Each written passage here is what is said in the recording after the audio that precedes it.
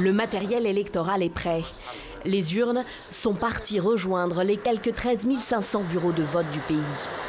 La présidentielle de dimanche est la première depuis l'instauration de la nouvelle constitution tunisienne.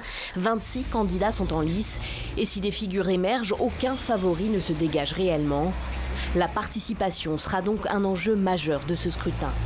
Il n'est pas impossible qu'il y ait un taux d'abstention extrêmement important dimanche pour le premier tour de ces élections, parce qu'une partie de la population ne se sent pas concernée par cette campagne, dans la mesure où, en fait, aucun des candidats ne présente de programme réellement élaboré, de programme qui serait susceptible de sortir de la Tunisie de l'ornière dans laquelle elle se trouve.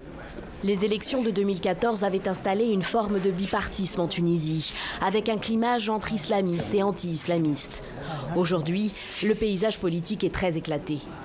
Il y a au moins 4 ou 5 grands pôles qui se battent pour la présidentielle et qui vont aussi se battre pour les législatives dans les 3 semaines qui vont suivre. La famille centriste avec 7 ou 8 candidats, dont 2 ou 3 qui seraient capables peut-être de passer au second tour. Donc ça paraît quand même un peu suicidaire. Mais en fait, on trouve aussi 4 candidats dans la famille islamiste, 4 ou 5 dans la famille dite un peu révolutionnaire. La gauche, en effet, avance divisée. Le clan présidentiel centriste s'est effondré. Nida Tounes, grand vainqueur en 2014, a explosé en plusieurs formations et factions. Ennahda, le parti du courant islamiste, présente cette année un candidat, Abdel Fattah Mourou, un modéré susceptible d'être élu s'il atteint le second tour.